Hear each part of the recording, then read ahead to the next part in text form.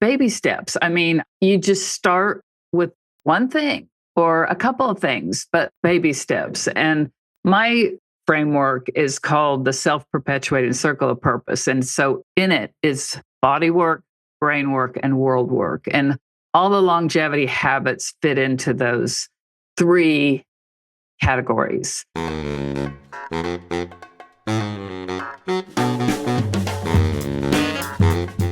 Hey, dear listeners, we need to let you know that Kevin and Stephanie offer investment advice through Private Advisor Group, which is a federally registered investment advisor. The opinions voiced in this podcast are for general information only and are not intended to provide specific advice or recommendations to any individual. To determine which strategies or investments may be suitable for you, consult the appropriate qualified professional prior to making a decision. Now let's get on with the show.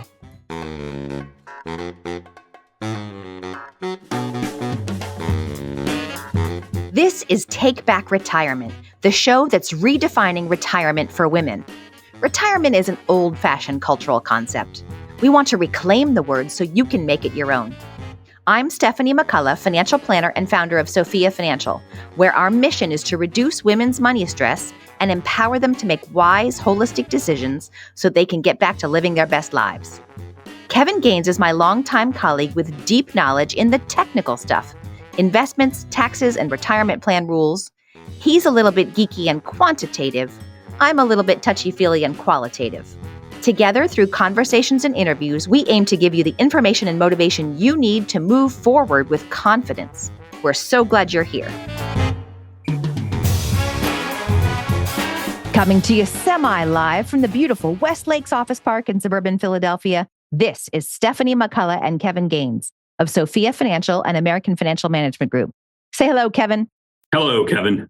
Today, we're going to dive into staying healthy in this current chapter of our life. And we found a really fun person to talk to, Allison Davis. She's an author, a traditional naturopath, and a mom of 5 who pursued entrepreneurial business in the world of natural health for the last 14 years while raising her family.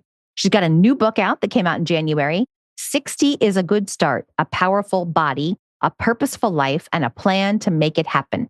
She advocates for reimagining life after 60 and inspires women to embrace aging as a time of opportunity, vitality, and purpose. And she's going to share with us some of the places where she got her research. And kind of as we know, like all of the sources are kind of telling us the same things. So what I appreciate is that she's put it into a structure and she's got tips for actually doing it. So let's get to our conversation with Allison. Allison Davis, welcome to Take Back Retirement. Thank you so much. It's an honor to be here. Oh, I'm so excited to dive into this. Would love to hear your story about how you came to focus on this work and kind of, the keys to health at this phase in life. Yes. Well, a few years ago, I turned 60 and I kind of freaked out. I was just like, oh my gosh, how could that even be? That whole year, I was very introspective. And I recalled turning 50 and turning 40, kind of the same thing. I remember the whole year before those decade birthdays, I was just introspective. And I was just like, in my mind, just thinking, am I doing what I'm supposed to be doing? Should I be doing something different with my life? But at 40, I was pregnant with my second child. I started late, started at 37 with my first. And then at 50, we were in the middle of adopting our 5th child from Ethiopia. Wow. Again, I was busy, so occupied. So I was like, yeah, okay, things are okay, I guess. But then turning 60, right? So my big 3, I have 5 kids. My big 3 were out of the house. I mean, the third one's in college, but away. And then I do have 2 left because, again, I started late, later than most. I have a 15 and 18-year-old still here, but they're very independent. I mean, like they're just out doing their own thing, right? And I just felt like, and I have read too, that this is an age. Now, for some women, it could be 50. I think 50 to 70. We're talking about that kind of area. Mm-hmm. It is a transformational time for women. Mm-hmm. Okay.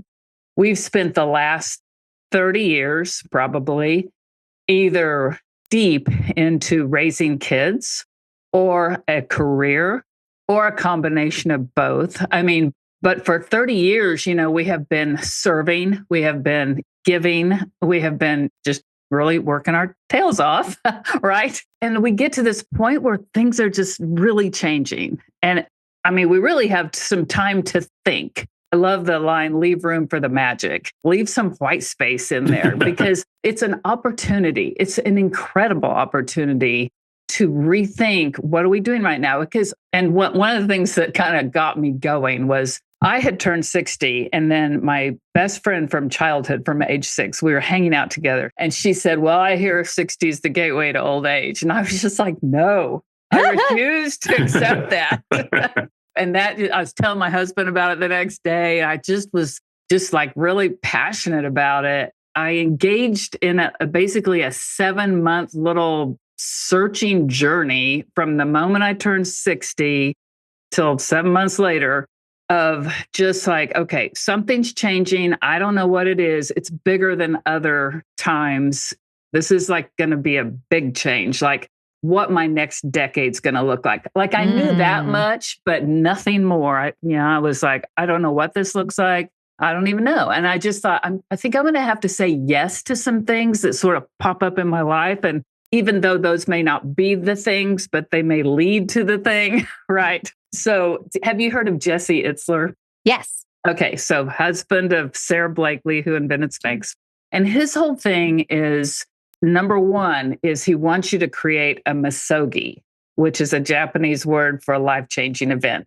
In your life, every year, he wants you to have a Misogi. So it could be anything. Which is like an objective or something, right? Like just a goal that you're going to do this year that's memorable. Yeah. Like you'll be like, oh yeah, in 2021, I did blah, blah, blah. That was could the be year. Hike up a mountain. It could be repair a relationship. It could be lose a certain amount of weight. Just absolutely anything that's big, that's going to be a stretch, but you can do it. You think you can do it. So the first few months of that year, 2021, I'm like, oh my gosh, what could I do? What could I do? And I'm in this group, in this Facebook community with, I don't know any of these people, but I'm just seeing them talk about all the things they're doing and they're really living life and they're all ages. And so finally in March of that year, I still hadn't decided. And he said, or this woman got on there and said, hey, I'm going to do 75 hard starting tomorrow. Does anyone want to join me? Well, that's a big challenge for 75 days. It's created by this big muscular tattooed guy. Like I was not his target market, and I had heard about it 4 months prior. It's like a health and fitness thing, It's right? health and fitness, like strict rules every day. You do 2 exercises, 45 minutes each. One has to be outside in the elements. Doesn't matter what the elements are, the weather. You're drinking a gallon of water. That's a lot. Several other things. And you got to do that for 75 days. No, if you miss anything, you start over. It's just hardcore. Damn. I thought 4 months ago, when I listened to the podcast about it, I was like, oh, there's no way. There's just no way. So now, 4 months later, I've been in this group for 3 months, listening to all these people talk about all these cool things they're doing. And this girl says that, and I'm like, I'm going to listen to that podcast again. So I go back, 45-minute podcast. I listened to it and I thought, could I do that? Because I was already walking here and there, not every day. And I was doing a Pilates class 3 times a week, sometimes 5 times a week, if it worked out. So I thought, and I could just do some yoga stretching on the weekend. I mean, I could sit and stretch on the floor. That would, for 45 minutes, that counts. Yeah. And if I could just walk every day, that doesn't sound, so I thought, I think I can do it. And I love this story because it is an example of a line I love, that we are the 5 people we hang out with. They could be online, whatever the 5 voices in your head, right? Maybe it's people you're around all the time or whatever, but we are the 5 people we hang out with. And so I'd been listening to those people for 3 months. And that's the only thing that changed between me thinking I could do it and me thinking I couldn't do it. Yeah. And I did it. And it was probably one of the best things I've ever done. One of the biggest accomplishments, was that 75-day thing. Did you have to restart it all or did you go straight No, through I from the didn't. beginning? Wow. It was a combination of I had just turned 60 Yeah. and this was my Misogi. Okay. When I had first heard of that concept, I think it was also spring. It was March to May. It was a good time to do it of the year, Wasn't the It depths wouldn't have of been winter. so great in like January to March, but right. It was mid-March to the end of May. And so I just had a lot of motivation, I think, too. So all of that added up. And then I also was in a mastermind of women where we were just asking those questions, looking at your life, whatever, just are you doing what you should be doing? And so finally, it was in that midsummer, I was doing a meditation, deep breathing kind of thing I really like. And it's like you struggle, you're trying to figure stuff out. And then all of a sudden, one day, right? Oh, I know what I'm going to do. I'm going to write a book on this. And that became what I sort of foresee my next decade looking like. I mean, that was 3 years ago. So it was just published in January. And so now I'm, creating a program to go with it, which will be hopefully ready in a few weeks. And it's just focused on helping women, taking all the combination of like my work in natural health, my fascination with longevity, centenarians, how do they get that? How do they do that? Mm-hmm. Right. What are those lifestyle habits? And then also the planning that I call myself a planner addict. I mean, as a TV producer, planning is essential, like detailed planning. And then I homeschooled my kids for 20 years. So that was also detailed planning. And, you have to have a plan. Like, okay, I can tell you all this great information about longevity, natural health, and all this stuff, but what's the plan? We need a plan to execute on this.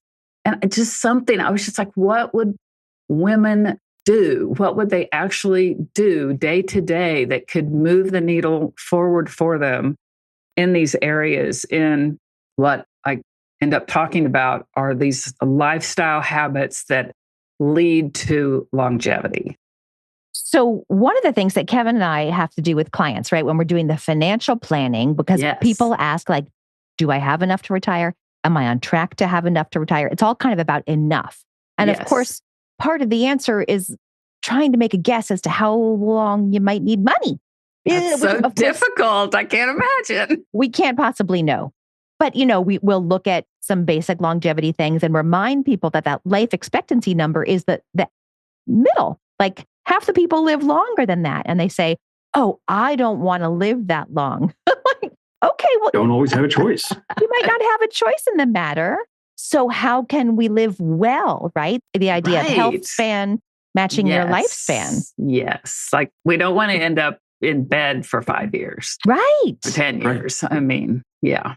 Hobbled or unable to be, doing the things that we love. Right. And we all know somebody, or we've all heard the stories of that. Yes. They develop some sort of ailment that impacts them physically, but doesn't, to put it bluntly, it doesn't kill them. Right. It incapacitates you, but it doesn't kill you. Yes. And if you're otherwise healthy, it can go for a while. I know. Oh, I know.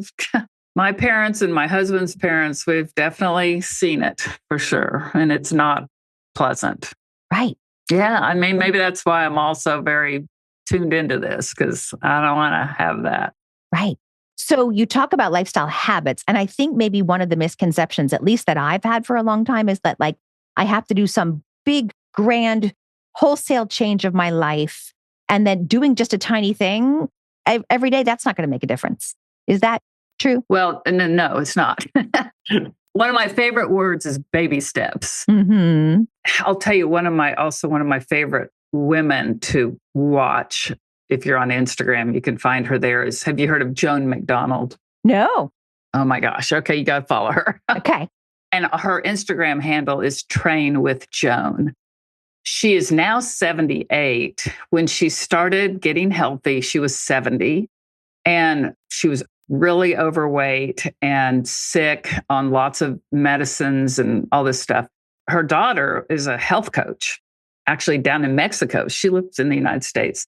And so her daughter finally was like, Mom, you got to come down here and let me help you get healthy. So she did. She went down there and started at age 70, just little by little by little. And she, probably at, I don't know, 73. Just little by little, she got better and better. And for the last, she's got 2 million Instagram followers. She's got a book out. She's got an app out. So I love just to follow her and just watch her because she's so sweet. She's just like your grandma. And so it's not too late. And that's small things the thing. Help. That's what I'm saying is, look at her example. And there's lots more than that, but baby steps. You just start with one thing or a couple of things, but baby steps. And my framework is called the self-perpetuating circle of purpose. And so in it is body work, brain work, and world work. And all the longevity habits fit into those 3 categories. Mm-hmm. And then I have the big 5 in each category. So you are going to pick one thing from each category. If you just want to pick one thing from one category and do that for 60 days, my book's called 60 is a Good Start. Not only is it referring to 60, the age, which it is, and that's when I wrote it, but it's also referring to 60 days is the minimum number of days to create a new habit. Now, it could be more, could be up to 8 months. This, according to Dr. Caroline Leaf.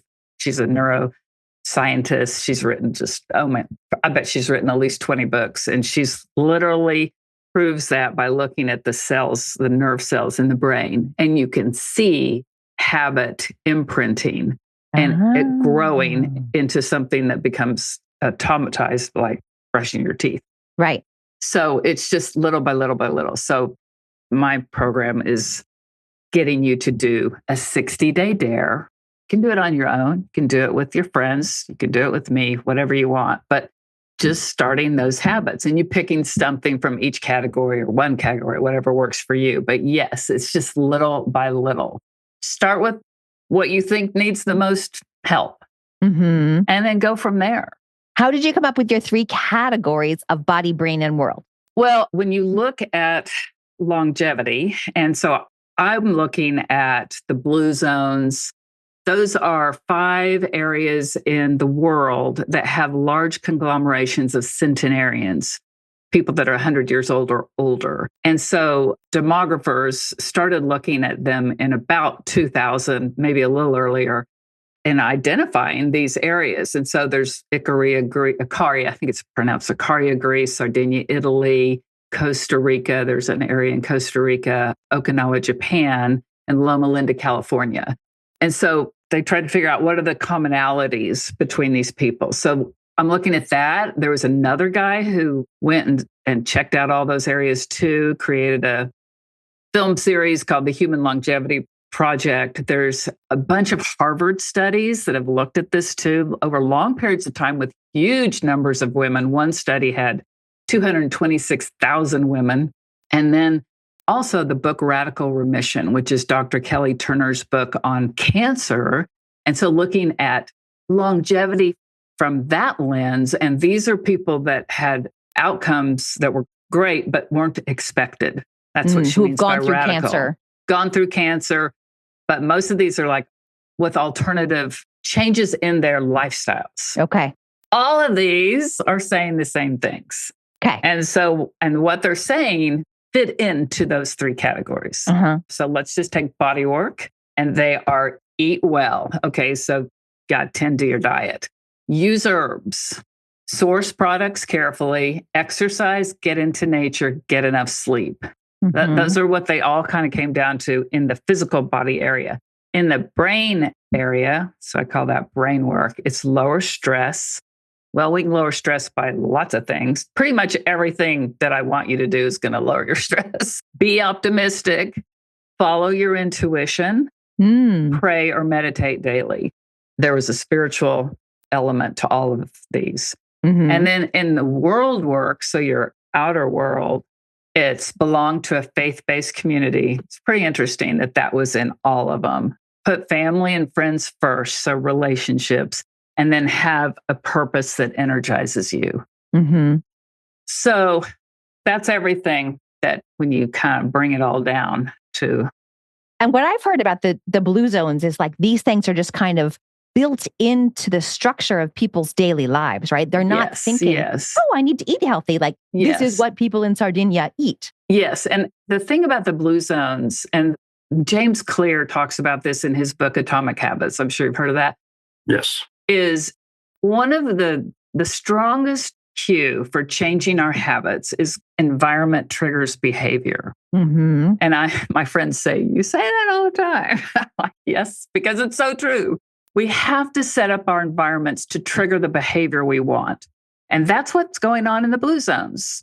Their environments nudge them to do the things, whatever the things are. They've got a garden outside. So they're gardening, they're getting down and up and down and up. They're herding sheep. I mean, it's just their environments do that. And so that's one thing that's just really a big deal in our homes. How can we set up our environments, put our tennis shoes out so we see them when we wake up? Mm-hmm. They're not in a closet. Put the fresh fruits and vegetables cut up and ready to eat in glass bowls at eye level in the fridge, right? Just have the water bottle just ready and sitting out, like have the other one sitting on your entry table. That's what I do. So I see it going in and out, I can just grab it. All those little things that help us. So getting back to the earlier question of it doesn't have to be big things or little things. It sounds like it's got to be little things. Yes, it does. I don't think you can do it with big things. Set you up for failures. It's too much. Exactly. Like. Exactly. It has to be little things, baby steps. Mm-hmm. Mm-hmm. And I feel like I remember, for a long time, I would think, why the frick do I have to join a gym? Like that just seems ridiculous. I should be able to do this in my everyday life. But our lives have changed and our environments, for the most part, are not set up to have these things built into them, right? I pretty much would sit in this chair 10 hours a day and do very well at my work and my job and get kind of rewards and affirmation and feedback that I'm doing a good job. But health-wise, that is not so good. Right. So we have a little watch. We can, I love the timer on there. And it's like, okay, I'm going to set it for an hour. Then I need to get up and walk around or just things like that. I love timers. They help me. Yeah. So we've got to be intentional about creating things in our environment. We do. To remind us to set it up for success, right? Absolutely. And intentional, planning is a big part of it. I also have a planner that goes with my book because I'm trying to give people, and there's going to be an app too. I'm just trying to give people all the tools. Some people like to do stuff on a paper planner. You do need to plan your day. You need to plan your week. I like on Sundays to plan out my week. Just take quiet half hour or something. It doesn't even have to be that long, but just to plan out, what does it look like? Where am I going to do the things I need to do to take care of this one physical body I get? What a gift. I don't get another one, right? I better take care, but we take care of our cars better than our bodies. Well, I don't, but yeah, most people do. Yeah, right. Kevin gets here in the office at 6 a.m. There are no other cars in the parking lot at 6 a.m., but he parks far away from the building, right? Like that's one little habit he does to make himself walk to the building, take the stairs. Yeah. Yeah. And if it wasn't for those 7 donuts, it'd probably work. Right. Put something else there. Get something else there that you see first. Right. But that's also what you're talking about here is maybe not accountability, but at least setting a structure that it's easier for you to follow. Yes. Because the whole problem with you join the gym, you go by yourself, you go for a little bit, and we all know the story. Or even the temporary clothes hanger in most of our bedrooms. Yes, the treadmill. Marketed as a treadmill, but let's be honest. But it's trying to hold yourself accountable. That's why, everybody says, have an exercise buddy or an accountability buddy or whatever term you want to use there, right? I absolutely think we have to have the accountability piece. And I've tried to get away from that for years. for me, it just never works. I can maybe do stuff on my own with nobody else involved for a while, but just like I do this Pilates class 3 times a week now. And I've been doing that for, I bet 5 years. I love that class. I love the teacher. There's 4 other women in the class. So it's not a big class. It's just it's accountability. I'm paying for it. So that's one thing that's going to make me do it. And it's also, I think if you can find a few friends, like my husband goes and walks every morning at 6 a.m. with a couple of friends that live on our street, like a block away. And that's huge. That's important. And they only don't meet if the temperature, as he says, is in single digits. So they're pretty tough. But I really think some kind of accountability partner or group or something is really necessary to be able to go in there and be like, oh, this is working or this isn't working or I need help. What do you think? Just that feedback. I don't think we can do it alone some people can, of course. There's those, but for the average person, I think we need each other. So that's kind of on the exercise part, right? But like one of the things that I have known for a long time is good for me. I even enjoy it. And yet I have often struggled to do it is to journal, right? Like sit down with the blank page and a pen and just kind of spill out whatever's zooming around in my head. And inevitably I get somewhere. Often it's the surprising place I get to. Somehow there's a story in my head that's an indulgent thing, right? I'm supposed to be doing other things. That's just kind of indulgent and silly. And I don't do it, right? I've gotten a little better lately, but what are your tips for kind of that stuff that I would say it's not indulgent and it's part of self-care. I mean, self-care is not indulgent. It's like put the oxygen mask on first before you are going to help somebody else. I mean, if we're not, I remember at age 55, I got to this point where I had not taken care. I was not exercising for the previous 20, 25 years. I was being a mother and I was deep in it. And I just was putting that on the back burner. I mean, I knew it was important, but something came up or just other things were priorities. And so finally, I remember I read some book about exercising like later in life. And I was like, okay, I thought it was too late, but it's not too late. And so I just got the mentality that if these kids wear dirty clothes to school, or if they eat cereal for dinner or whatever, I mean, I was going extreme, they're going to be okay. But if I don't take care of my body, then there ain't going to be a mama to take care of these kids. Mm-hmm. And even to the extent of, I could be sick in bed and there still isn't a mama to take care of these kids, right, or worse. But I have to kind of go extreme in my head to then go, I am going to exercise 3 times a week at that point. I do a little more now, and I don't care what anybody else says. There's no getting around it. That's like my whole life is going to revolve around me getting to that exercise those 3 times a week. And so it just did. And if someone said, can you go do blah, blah, blah? No, it just had to become the priority. It's like we all get to a threshold, I think, on different issues, whatever the issue is. It could be our finances, it could be, our physical health, whatever it is. And we finally are like, okay, enough. I've got to do something. And so that was what happened for me, was just realizing, and this is not indulgent. This is essential. Mm-hmm. It just is. It needs to be non-negotiable. Yes. So go ahead and journal.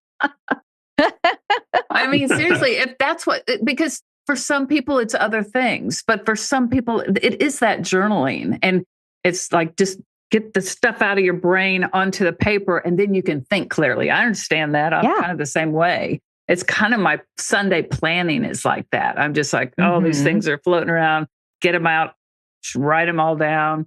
There's a place in my planner to do that too, because I do think that's important. And then you can sort of think clearly. Yeah. And get a little more organized about what's going on and what you want to do. Now, some of the things you've talked about, I would almost sum up as positive engagement, whether it's with yourself personally, having an optimistic outlook on life, or being engaged with family, community, faith.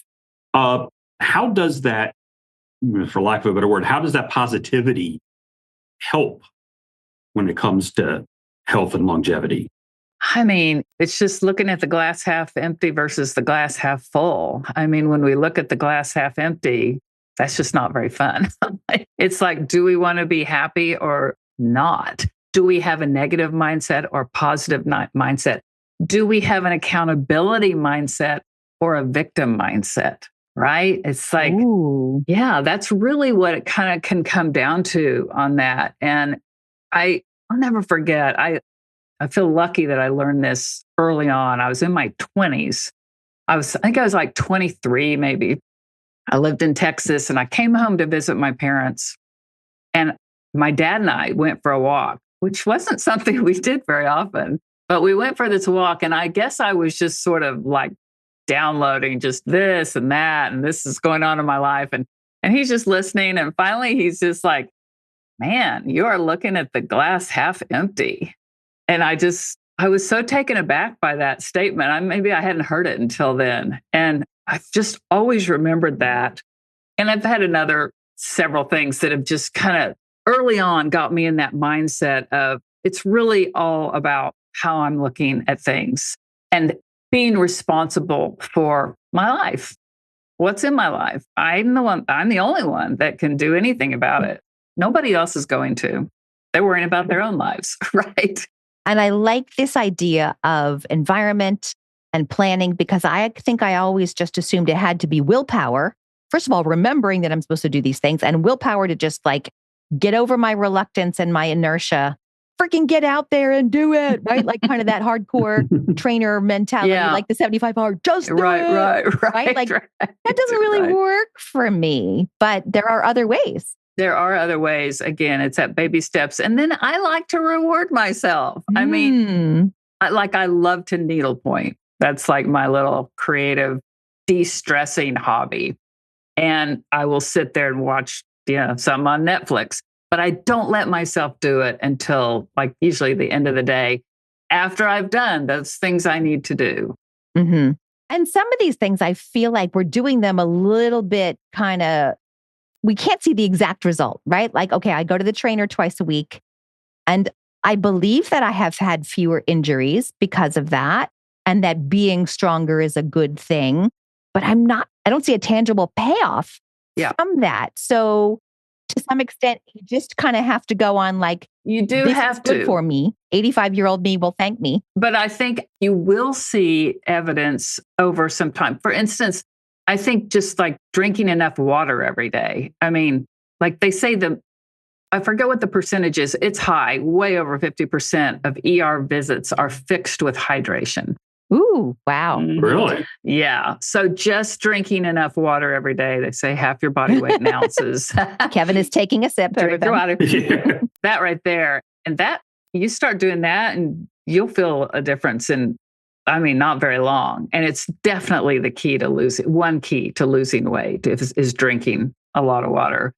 Oh, Allison, I appreciate your focus on this and like the structure you've brought to it, the thoughtfulness, because I think it can feel big, right? Like I have made myself a habit tracker list of like, here's the 27 things I should do every day. And that just feels like exhausting. Right. Well, and you should just pick a few of those to do every day.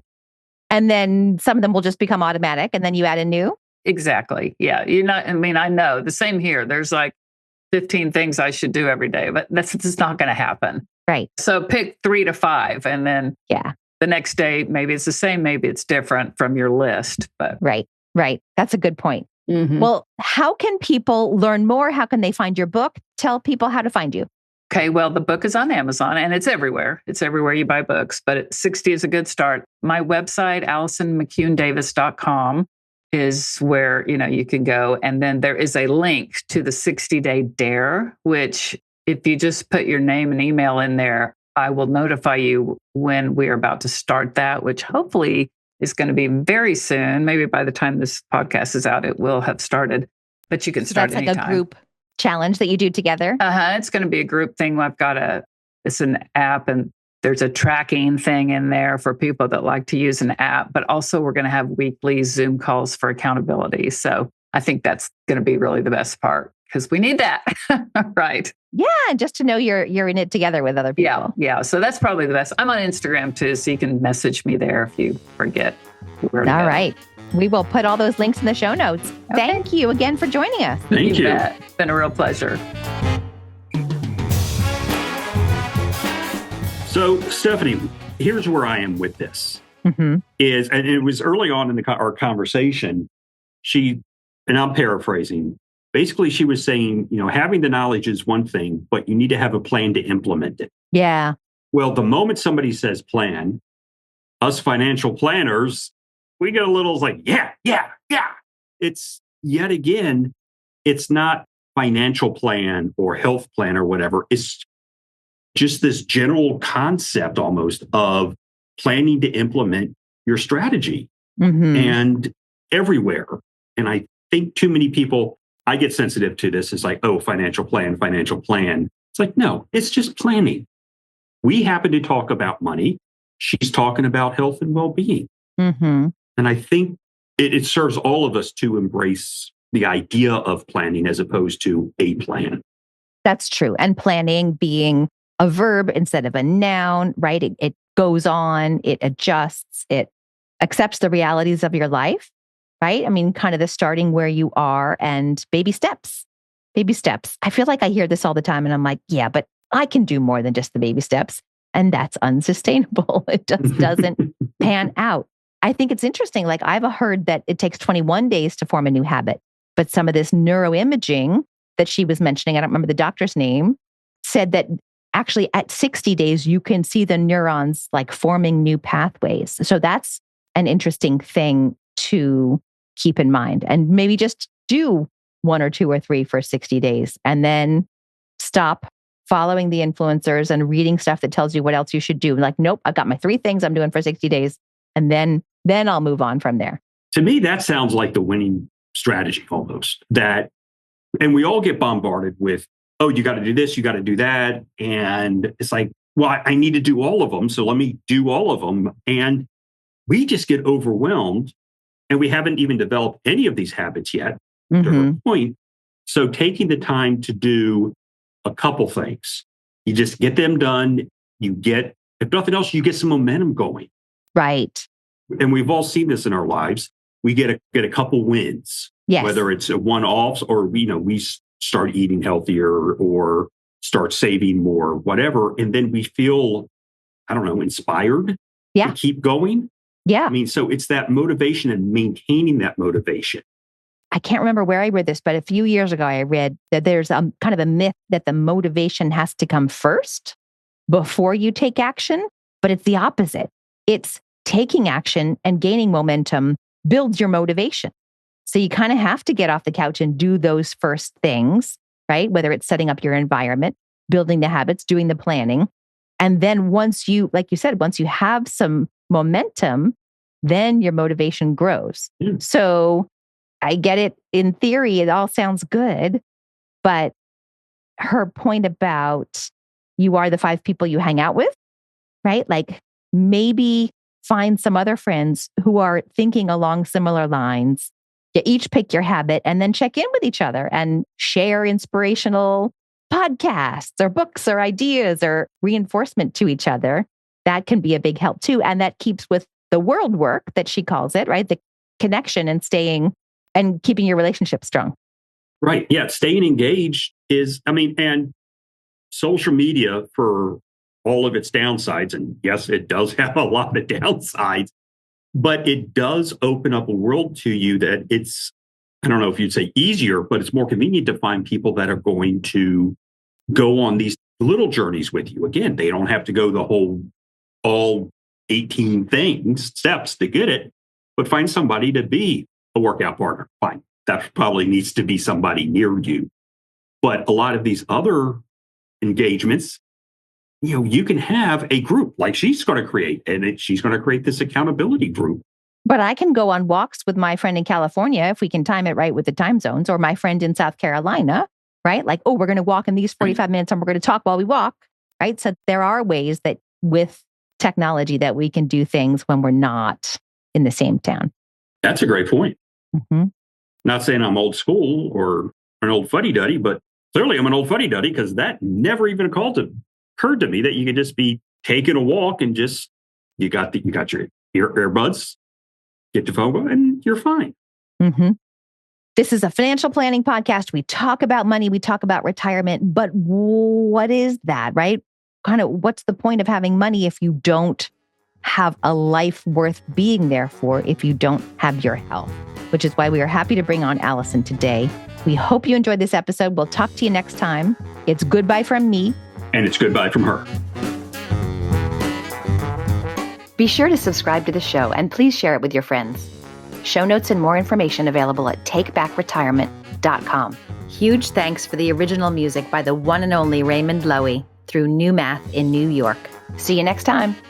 Investment advice offered through Private Advisor Group, LLC, a registered investment advisor. Private Advisor Group, American Financial Management Group, and Sophia Financial are separate entities.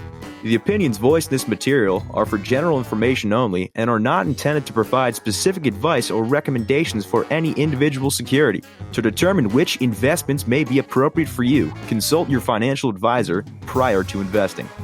This information is not intended to be a substitute for individualized tax advice. Please consult your tax advisor regarding your specific situation.